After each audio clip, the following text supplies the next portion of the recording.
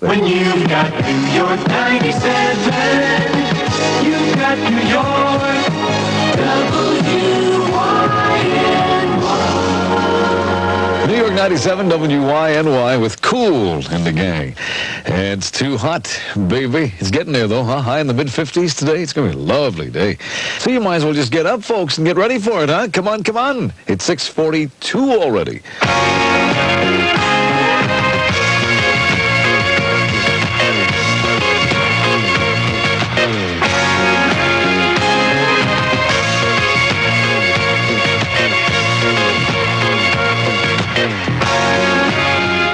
WTFM. Here's Susan Murphy once again. We've gotten a better look now up in the Bronx and out in Long Island and over in New Jersey.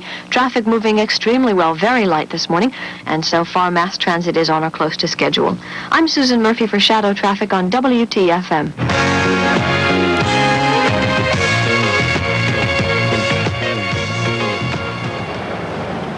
Central to car 7173K. Central to car 7173K. 7173, Central. 7173 ESU Supervisor confirmed a hostage incident at 405 East 105 Street, Apartment 5H. You copy? 7173, 10-4, on the way.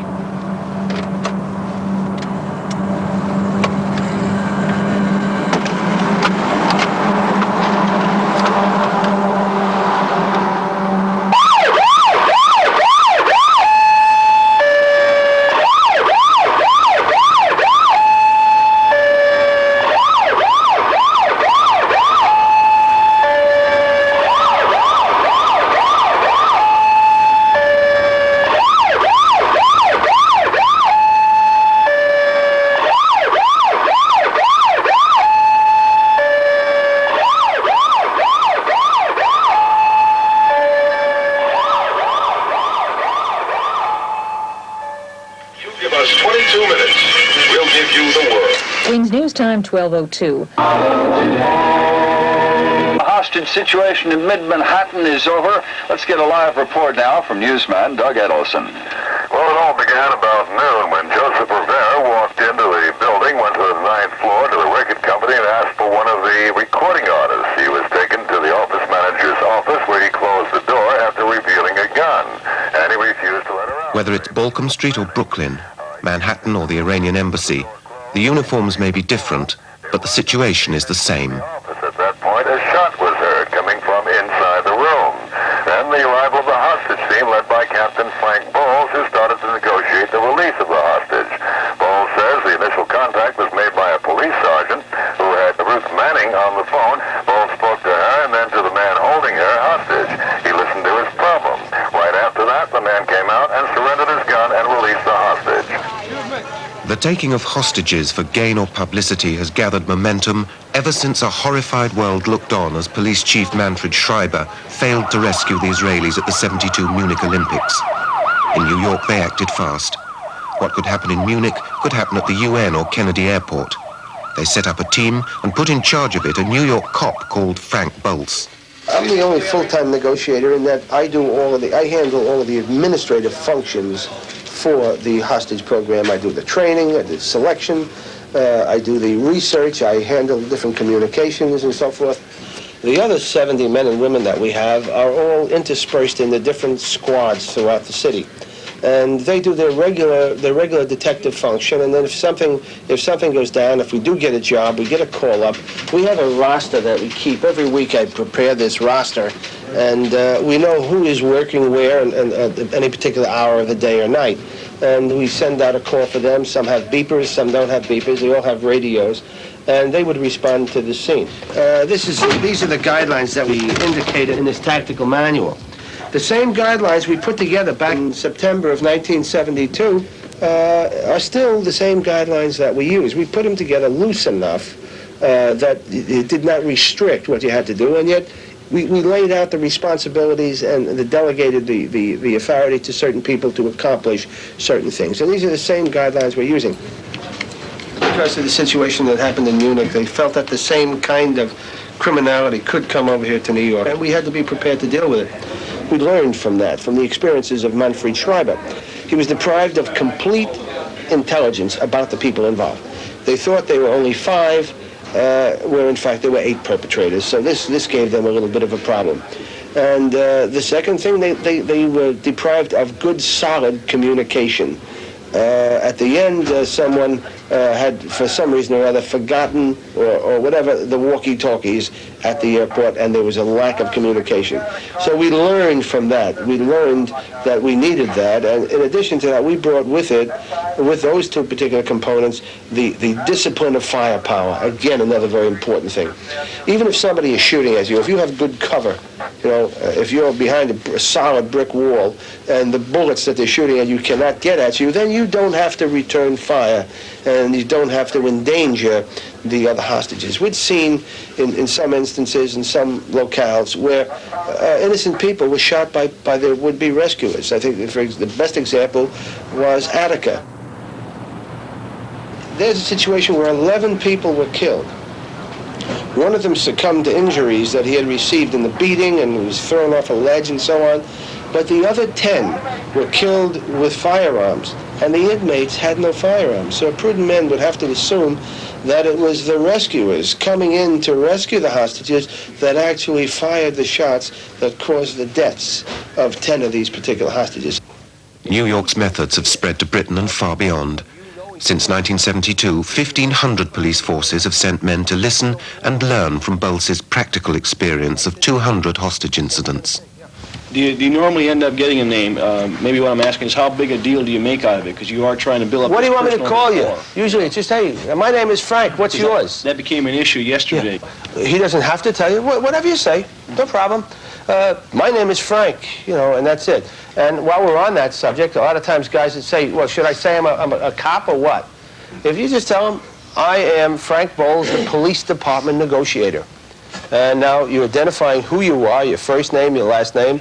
Police department negotiator, it gives you some authority, but the term negotiator is a nice term. I mean, there's nothing bad ever associated with negotiators. I think if I could, cut it so we could move ahead, just... Co-author of the program and partner in Bolz's double act is Harvey Schlossberg, a former detective with a degree in psychology. Remember the basic concept. This guy wants attention, he wants people running around, doing his thing. He don't really care what you think of him, and he don't want to kill anybody, so he won't hear the mistakes you make. You can say a lot of things wrong, it doesn't really matter. One of the things that upsets me about role-playing, now role-playing is good. It's a good way to learn, but what upsets me about it is it always ends negative.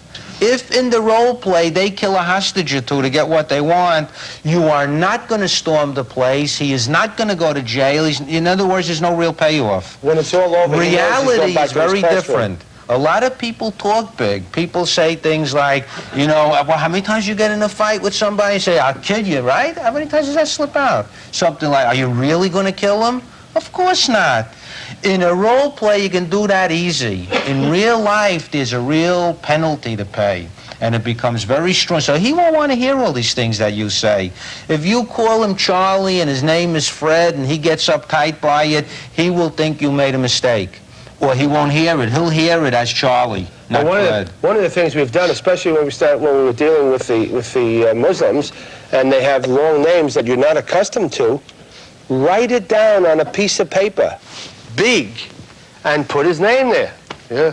Abdul Shahid. We actually had that because I kept saying it wrong. He said, hey, Frank, it's not that, it's this. And he gave it to me again and again. So then we finally wrote it down on a piece of paper, and I put it up on the door where we were talking through a door, and I put it right on the door with a piece of masking tape. So every time I spoke to him, hey, Mr. Shahid, you could call me Abdul, what I mean? But the point was, we had everything written down. Yeah. So, just about whatever he asks for, don't deny. Don't deny him. Don't tell him that you can't give it to him or you're not going to give it to him. Everything. You don't tell him any no. You never tell him no. Right. But you don't necessarily tell him yes. It's always, let me see what I can do. Let me try for you. I will try for you. Right? one thing that came to mind, was like maybe some movie I saw 15 years ago, where the cop says, "Oh, we'll get his mother, or we'll get his wife with the baby." What we do is maintain control of the situation. He's going to talk to our negotiator, or he talks to nobody. We don't want lawyers, mothers, priests. We don't want them talking. Basic principle, very, very simple. The theory is that if a guy kills somebody and he's talking to his mother, or he kills somebody and he's talking to a priest, what more can you do than provide that, It kind of gets you off the hook, so it's something we do for emotional reasons. On the other hand, if you really think about it logically, if this guy thought his mother loved him, if he got along with his wife, if he believed in the teachings of the church, he wouldn't be doing what he's doing. Very often, this is the audience he's playing to. Remember, again, back to the theater of terror, there's always an audience. This might be the audience, and if you provide the audience, the show must go on, okay? And it's going to go to the end. So what we'll do is he will talk to our negotiator, or he talks to no one. Again, remember, you're the bad guy, you're in this room. How long can you... the fantasy is you're not going to talk to no one unless you get the person you want to talk to. That's your fantasy. That's up here in your head. The reality is, how long could you sit in this room and not make contact with the outside world? For a month? A year? Sooner or later, there comes a point when you got to contact the outside. If nothing else, to say, get out of my way, I'm coming out the door. Or make some demand for something. And when that occurs, that's when he'll talk to the negotiator. What kind of situations have you had in Arizona? Well, the first situation that we ever got involved with was a soldier took a weapon out of an arms room, went down to his orderly room, the office, killed his first sergeant, shot his commander, and took a female clerk hostage in the barracks. Of course, at that time, we hadn't given any consideration to having a team. We really weren't oriented towards negotiations, especially the military community. You think attack, assault. The United States Army's got a lot of resources. We've got tanks, guns. That wasn't a real viable alternative for us. The only thing that resulted in was somebody got killed. I've taken a course in hostage negotiations for the past 7 years. 5 of them have been with Frank Bolz and Harvey Schlossberg, and the other 2 have been sponsored by the International Association of Chiefs of Police. How useful do you find the course? Extremely. We've been on in the past 4 months, we've been on 4 situations, and just about everything that they say, you can just follow down a script. It's very appropriate and very useful. I mean, everything they say just comes true in one way or another. I've seen 2 people in the kitchen. They can't make out if one's a female or not, but it's fuzzy, but they have definitely seen 2 people moving around. Yeah, okay, Frank is aware of that. Is Frank on his radio? Bolz on the radio? Bolz's team handles about 30 sieges a year, and March is always the busiest month. This is Brooklyn, March the 18th. Jack, first name, that's all I got. Do you have a last name you can give me? Yes. Jack Kalika. Male white. C-O-L-L-I-C-A. Kalika. Yeah. Male white, we have no age. And essentially, at 4:25, a 6-7 precinct RMP responded to the 635 East 21st Street, emotionally disturbed person, which is identified as Jack, who stated he had his wife tied up, and then he had a shotgun, and to get away from the door. Have you confirmed that he has a gun? We have not. Does he have his wife tied up? We don't know. We just know there's movement in the place, and we're trying to get in. He's got all of the windows barricaded with heavy shades and drapes, so we can't see. So you can't see him. At this point, we do have a psychologist from Kings County Hospital. Is that where he was an outpatient? I don't know at this point. This is the information I got. Okay. We have negotiating team. They're negotiating with them. Does that include Bolz? Yeah, Frank is there. The court office at this time. For Christ, we're... Number 59262. Yeah, he's going to call him now. There were 2 perimeters, an inner perimeter and an outer perimeter. Okay, the inner perimeter is held by emergency service, all with the heavy vests. That's those fellas there, right there behind the ambulance. What they're doing is they've got a radio, and they're looking in the window from over there, and they're alerting not only the negotiator at the door by radio, but the people outside the windows here against the wall of the building. I put police officers on each of the roofs up there to keep spectators down, because if he does have a weapon and he fires at a bunch of people hanging over, we've got problems there. Also, the outer perimeter is manned by the regular patrol force, okay, not emergency servicemen. My task force is there, plus the members from the 6-7 precinct, and they're doing crowd control at the outer perimeter.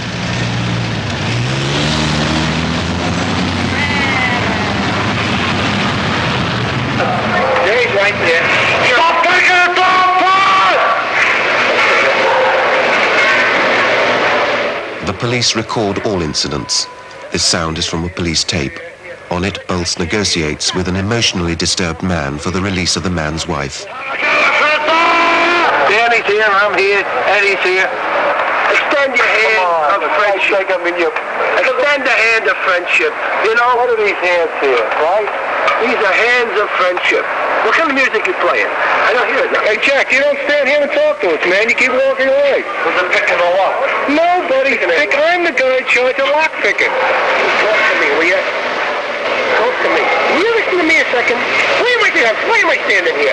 I'm standing here to listen to talk to you, not to watch you do something bad. You think we'd be standing here if we didn't care about you? What about those guys that sound disrespectful? Hey, John, hey, all put away, Jack. Jack, come here. They're all put away.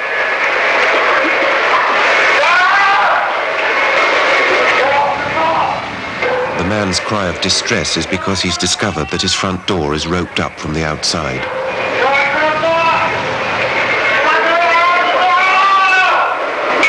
Hey, you know what it might be, Jack? They got a rope on the doorknob, Jack. They don't want you to open the door on them too quick. What? They have a rope on the doorknob. That might be what you hear. How about my family does here? All right. Open up the door. I want the family does here first. Just a second. Will you listen a minute, please? Are they calling? They're called already. Come on over here. Come on. At this moment, the man is a sitting target for any police marksman. But no shot is fired because Bolz has never yet lost a life, because to kill the man would be to kill the credibility of his team, and because for all Bolz knows, there may be a second man inside with a gun at the head of the hostage. But at the critical moment, the hand of friendship is clasped in a multiple vice-like grip as other officers break in through the front door and overpower the man from behind. Nobody's going to let the door. Okay, sorry. Take it easy. Take it easy. Nobody's going to hurt you, believe me. Nobody's going to hurt you. All right, easy. Okay, we got it. No, easy.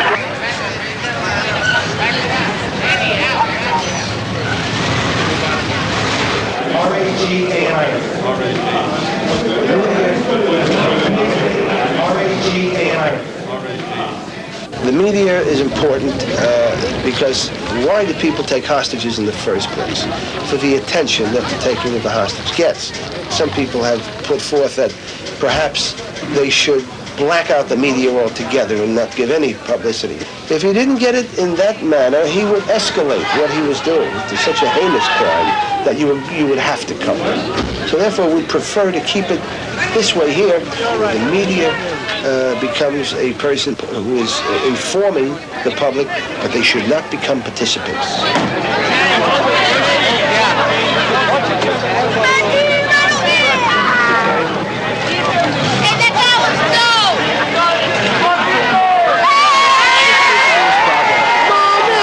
Tried to keep him from hurting himself. We didn't know whether or not there were any hostages inside, so consequently we had to assume, based on the information we had. The difference between a kidnapping and a hostage situation is that in the kidnapping, the only person who could identify the perpetrator would be the victim, or else through circumstantial evidence. But if the victim, if he wants to end this, he can just kill the victim. So the victim's in very great danger in a kidnap situation. Yet in a hostage situation, it's all over. Everybody is there. Everybody's aware. The perpetrator is under as much pressure as the police, as the victim, as the family, and everybody else, because he can't move. What qualities are you looking for when you're choosing a detective to become a negotiator? Basically, we're looking for persons, people who can cultivate other people into talking. We want they should be a good listener, but they have to be able to stimulate other people into conversation. Because when a person is holed up, holding hostages, we try to ventilate him by having him speak. Because you can talk about anything, talk about the moon, talk about geraniums, about stamp albums, about hot air balloons, and so on. And this is what we're looking for, a people-oriented person. Detective Strano, who's a negotiator, he worked on the Son of Sam investigation, and some of what he learned in terms of body language and interview techniques and psychological principles he used in interviewing people.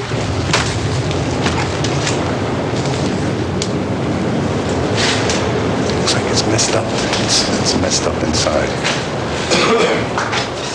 All Bolz's men have other jobs. Detective Strano is in homicide. He's on a murder hunt in South Brooklyn. Bolz reckons that his training as a hostage negotiator Well, you can be a good negotiator and not be in homicide. Homicide helps a great deal, I would say, because our kind of investigations involve talking to people. Our homicides or our crimes leave us with no complainants. No one to tell us what happened. No one to describe a crime scene. No one to tell us what the motive was. So our gift of gab, or are able to evaluate a situation, or are able to find a weakness in a possible witness or in a possible perp, is what allows us to break our cases. He's been around too long. A shot was fired from here, and a shot had to be fired from here. Probably the ejecting case going out the open window and giving him one straight out into the back. He got one through the back, one in the buttocks, and one through the skull, which splattered the brain. Hope you ain't hungry.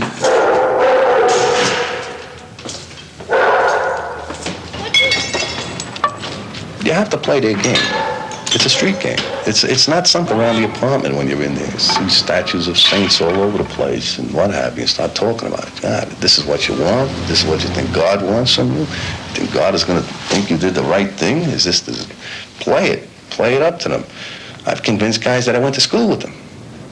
What school did you go to? You're a big guy like me. Jesus, did you run track? No, I didn't run track. I played basketball. That's it. Yeah, you look familiar. Play the game with them. Calm them down.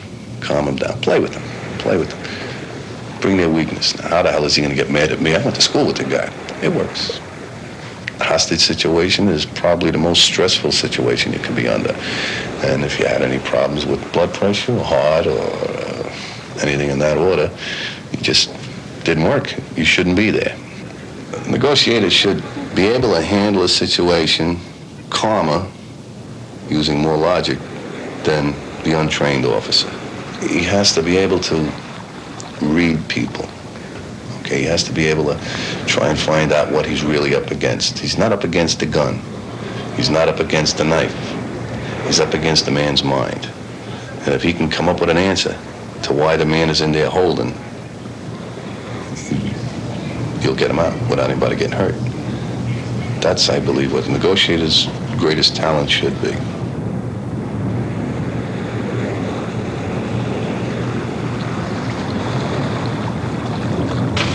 Captain Bolz. Hey, hi, Rick. How are you? Good.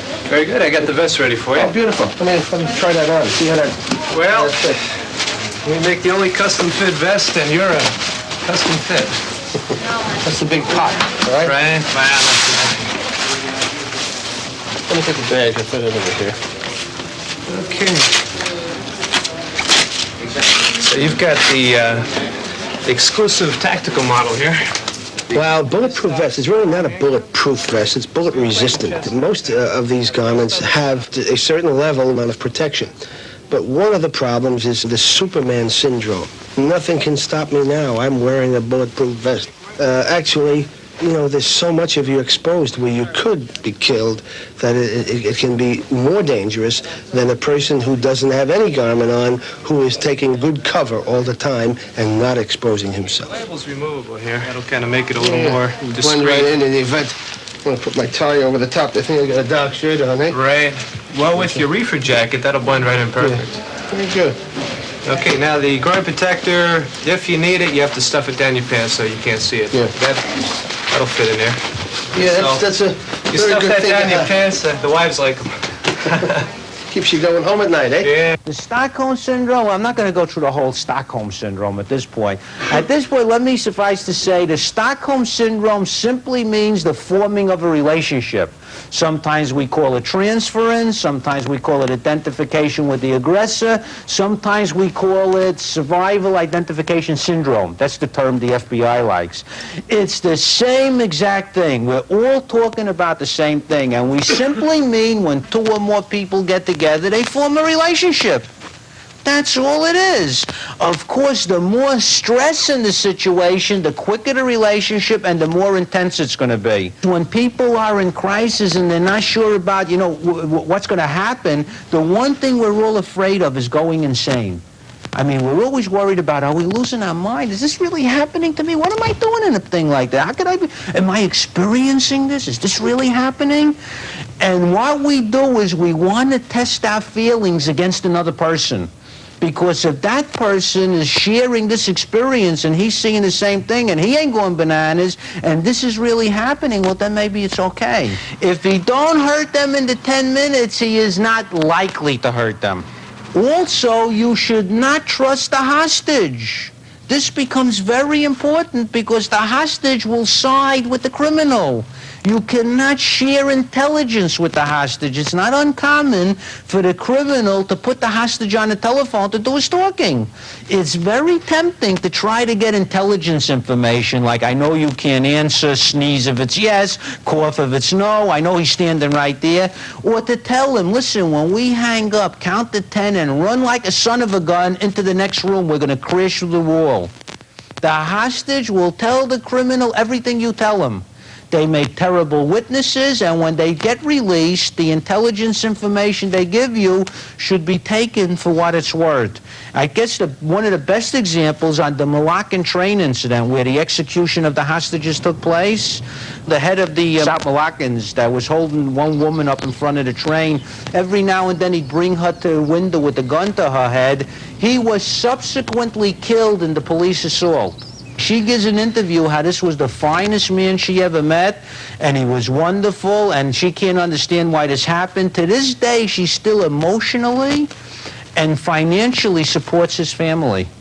Okay? And all he was doing was threatening to blow her away. Now, one of the things also, if a commander decides that he's going to use deadly physical force against the perpetrator, if the decision is made that they're going to blow the perpetrator away, you cannot tell the primary negotiator this.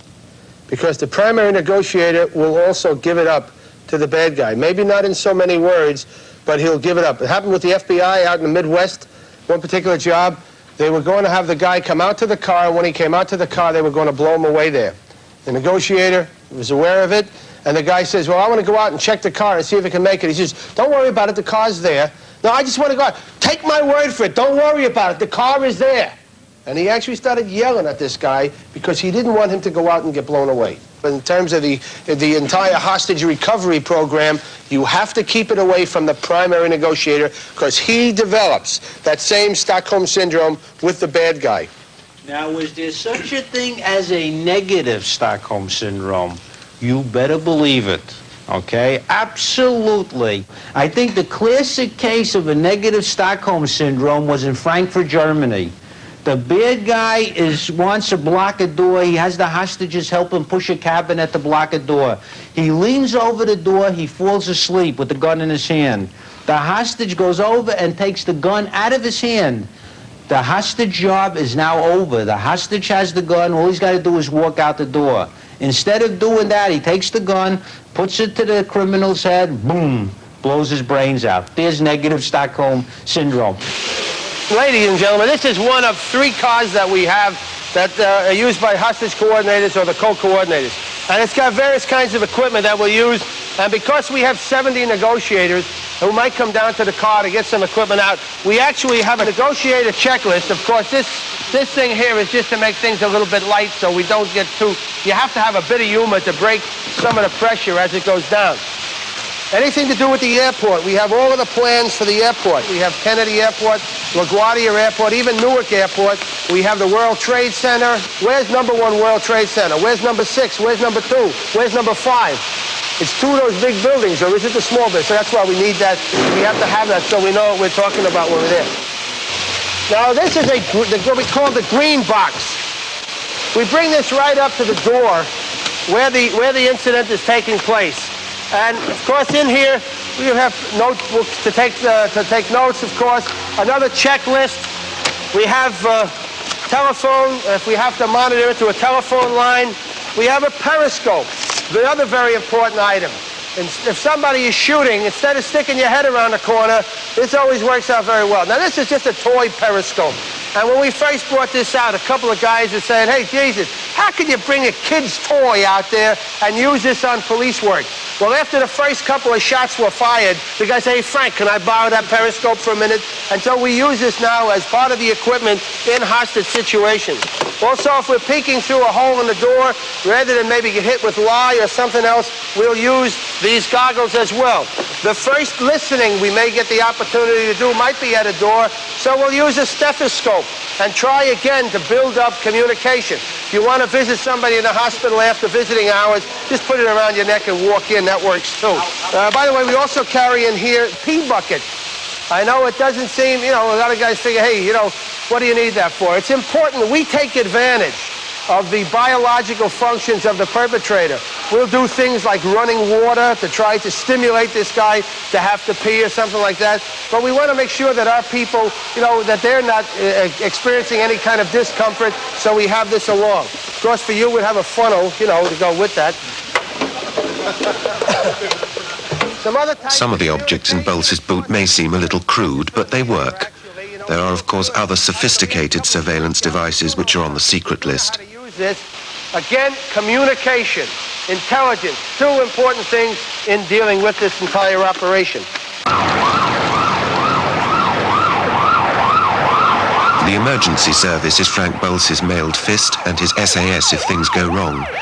It attends some 200 hostage incidents a year, and it's only when the captor fails to capitulate quickly that Bolz is brought in. The emergency service is led by Inspector Daniel St. John. The ordinary cop on the street runs into a stick-up in the bank, and he ends up with hostages being held by the stick-up men. Now, what they would try to do is contain the situation, call for emergency service, because our people have the protective equipment and the heavy weapons. Now, we would come relieve them at the scene, contain it, verify that it's a hostage situation, call for the hostage negotiators, which is Frank Bolz's people, and they would arrive on the scene, then we would start from there. We are rescue-oriented. We do not want to engage anyone in weapons fire unless it's absolutely necessary. We want to rescue the hostages as well as the person who is holding them. Now, should something go wrong on a hostage situation, very well could be a terrorist situation. And say they start to kill the people that they are holding. Now we have to make an entry. What is our best way to make an entry? We have to know this. We have to be able to do it. We have to be able to breach a door or a wall or come up through the floor or down through the ceiling, whatever. This is our role in it, working in close conjunction with Frank. 10-4. Ready? Mm-hmm.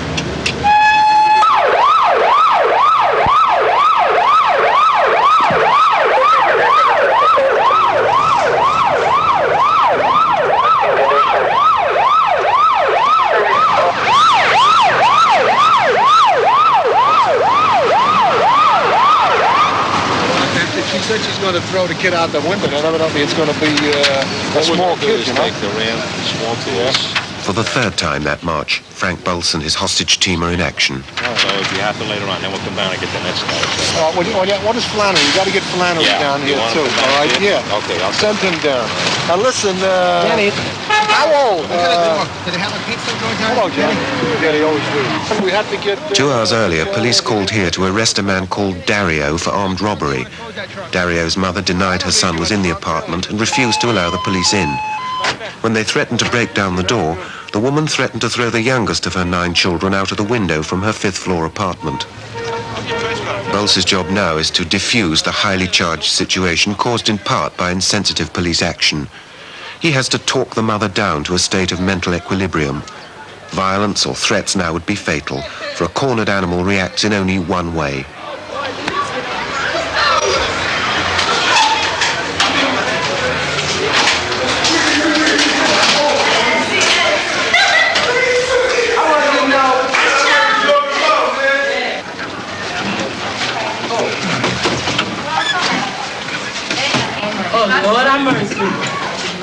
It'll be a war of attrition.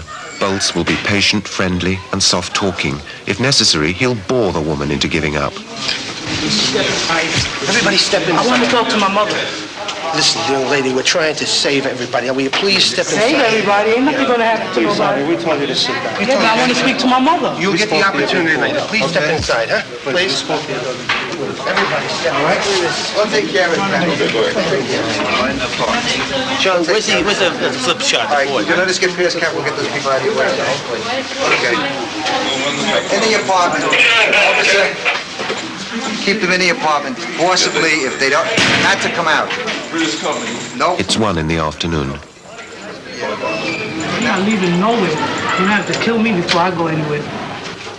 In an adjoining flat, receivers are set up to pick up the signal from a small radio mic that's been slipped under the door of the captor's apartment. We set up the aid and I got the man on another apartment. I set up another headquarters. Who's burning eyes today? Charlotte. Beautiful. You'll be a pretty girl when you get older. Right. Well, the guys are going to come chase around to take you out. Huh? Gonna unlock the door? I can't do that without my mother's permission. Okay. No, I wouldn't want you to do it without your mother's permission. She'd get upset. She'd be mad at you. Right? Where's your mom? On the phone. Ask if she wants if she'll come and talk to me. Carmen? What is this? It's Frank here. Can you want to talk to me? What's your name again? My name is Frank Bolz. What's your name again, Frank? Frank Bolz. Bolz? Bowls, like, soup bowls. You put the soup in bowls. Frank Bolz. Yeah. You people, I don't know what's wrong with you people. You have involvement in people. Not up and down the park. This is private house, 534. By 2 o'clock, there are nets outside and an inflated balloon to soften the impact if the children are thrown from the window. Okay, fine. Phones in adjoining flats are commandeered. If somebody calls, we catch That's okay, I'll call. Okay, thank you. Okay. What one you want here? What's that thing on your ear? On my ear? What's an ear? It's a radio. We gotta make sure that everybody knows what's going on so that nobody gets hurt. You understand? From the kitchen. You hear me, Carmen? I'm not gonna hurt you, and no one here will hurt Dario, and no one will hurt any of your children. Yes, what, hon? People up there. The people on the floor, we're going to clear the floor off again. They were just concerned. That was Danny St. John come up to tell me that they were moving the people. Frank said he'd only be 2 people in the hallway. The emergency service guy, who was an emergency service medical technician, moved the wall.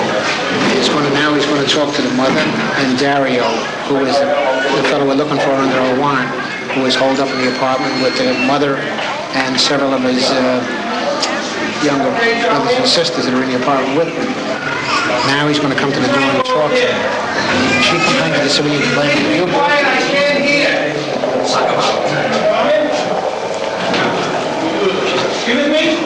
She's complained to her. Civilian complaint review board. Police complain about all the cops being here and whatever other complaint is.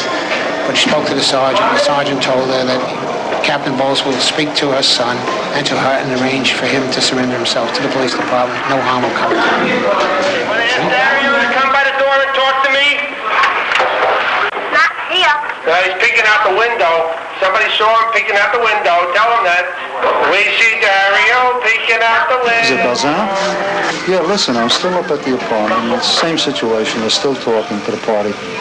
The hostage negotiating team, okay? So nothing's changed. If you want to tell Lieutenant Keeney in the back, all right?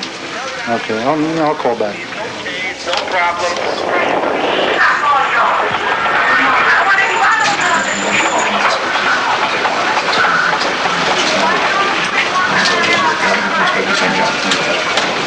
The head of the emergency squad is warned that Dario is known to have a gun. Inspector St. John. You guys, this guy is supposed to be carrying the 25 with him. What you looking for? What you need a book bag for now? He's known to carry it. A verdict in the Gacy mass murder case, and the vice president hears the mayor's gang of 5 charges. A woman threatens to throw her children from a 5th-floor window. The Action News Team. Good evening. A tense drama is unfolding tonight in East Harlem. Police hostage negotiators are trying to persuade a distraught mother to come out of her fifth-floor apartment. She has threatened to throw some of her children out of the window. Christy Ferrer is following this story for us and a bit earlier filed this report. This whole ordeal began at 11 a.m. this morning when two warrant officers went up to the fifth floor of this building to the apartment where those children are peeking out from right there, knocked on the door. When they announced they'd come to pick up 21-year-old Dario Diodinette on two armed robbery warrants, his mother said, no way. Then the officers said they'd knock down the door. Then Carmen Diodinette threatened to throw three of her smallest 9 children out of the window. The police will wait for as long as it takes for Dario to lose patience and come to the door. He's going to come to the door and talk. We won't make any movement until we're talking. We're going to talk him out. The bar is in position to force that door. We won't do that until we exhaust all of it. We're going to talk to him first. Again, you mentioned to her that I still happen to be standing around here. I got plenty of time, though. You stay here till tomorrow? If necessary. Tell your mom I'm still here, huh? And, I'm acting as a backup negotiator for the primary negotiator. Soon as if he gets tired, I can take over for him. I can continue the same conversation that he's carrying. Also, I'm translating all the Spanish conversations that they have, and I relate. He's got a microphone in his ear. I have to go to the John, so Louis is over here, and he's also a negotiator. So he's going to be talking to your mother for a while, to you, and if you need any help, they'll help you, okay? I'm just going to be over the side. All right, kids, you all right? Yeah. We want to leave just as much as everybody else, okay? Okay. There's no big deal, but she's making the problem because she doesn't want to open the door, all right? Yeah. And it's just routine because we have to check, and we work for big bosses, right? It's 7:30. After 6.5 hours of non-stop talking, Bolz takes a rest. What exactly is happening now, Frank? So far, it's still the same situation. We have to maintain patience, and I just spelled, I have Louis Hernandez who speaks Spanish, and he'll be able, doesn't need the interpreter, and just to give a different voice. Perhaps she's getting a little tired of mine, so we'll give another voice. What can he go on for before you decide to do something different? Well, as long as it takes. We don't put an end on it. As long as it takes to bring them out safely. That's the main thing, so that nobody gets hurt. And you're just taking a break now? Yeah. And you'll go back? Yeah, perhaps, and we'll see. I'll back him up. Yeah, so we work it that way. He was listening on the inside. Now we'll be able to back up this guy. I'm just taking a break. Hit the loo. You've all been here for now for about 8 hours. A little bit better. I responded here at 1 o'clock. And we'll keep going on as long as we need it. What do you think is stopping the girl from coming out of the room? I don't really know. She might be afraid. She might have a little mental problem. I'm not sure. But we'll just play it out. What do you think she could be afraid of? She might be afraid of police. I don't really know what she's afraid of. There's not much conversation going on that we can understand. She's ranting a little bit. So you think that she wouldn't be aware that you're outside with guns, and that wouldn't be stopping her? She knows that we're out here with guns. That's part of our standard procedure. Not that we're going to use them, but in the event that the adversary inside is going to use them, we have to be ready. Do you think the fact that you are all right in the corridor with guns could be frightening her, and maybe that's what's stopping her opening the door? No, she hasn't drawn any attention to the weapons at all. How long do you think it'll go on for? Some of these might go on for a couple of days. You know, Frank Bolz, he can't stop talking once he gets started in there. We keep teasing him that the only time he can give his name and address is about an hour and a half. The siege has lasted 9 hours. It's claustrophobic and the inaction is getting on people's nerves. Call her. Maybe she could talk to him or something. Don't get on my nerves, right? Don't get on my nerves. Yeah, I'll punch you dead in your face before you punch me. Right? Don't you even try.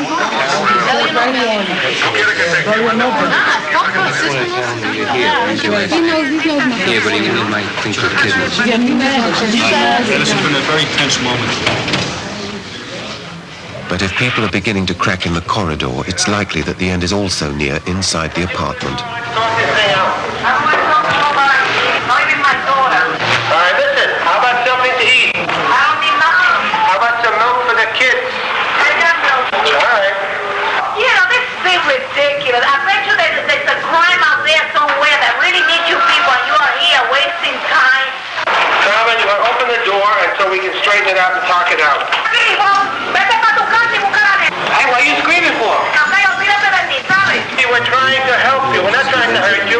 she's not Clear out the entire floor except for two. At 10:15, Bolz's experience tells him that capitulation is near. People are shepherded away.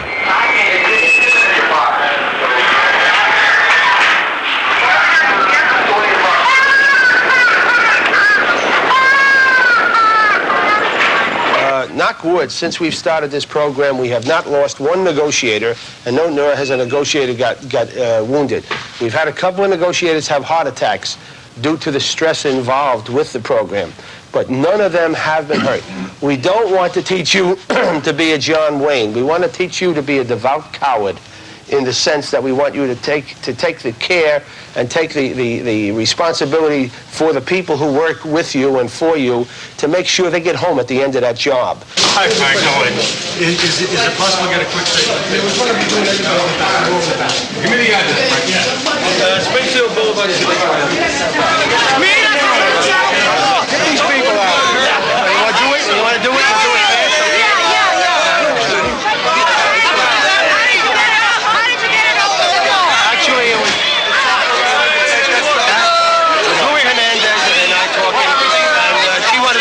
She wanted us inside, but we have prescribed rules. We work with the emergency service and our negotiators, and we have a prescribed method of dealing to make sure that nobody makes any mistakes. Danny St. John, Danny, your emergency guys did setting up all the nets and everything. Yes, well, they're taking that, Frank. They've been on that order. We've spoken to them before. What was the deal that got her to The deal was that nobody would be hurt. She's She's upstairs with her 5 children, yes. No charges now. Not at this time. Okay, thank you very kindly. Thank you, Danny. Once we start negotiating, we haven't lost a hostage, we haven't lost a police officer, and only one perpetrator was lost, but he actually committed suicide. And of 2 or 3 others that attempted suicide, we were able to bring them back.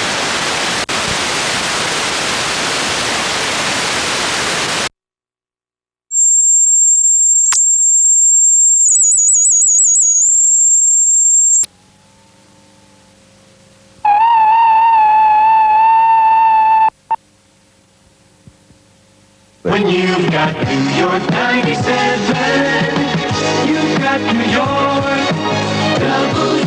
WYNY. New York 97 WYNY with Cool in the gang.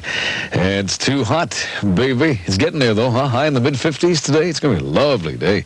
So you might as well just get up, folks, and get ready for it, huh? Come on, come on. It's 6:42 already.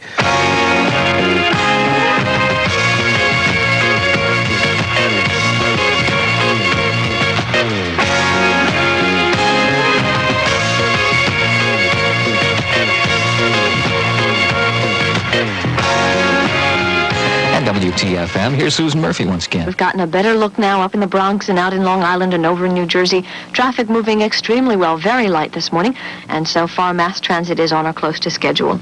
I'm Susan Murphy for Shadow Traffic on WTFM.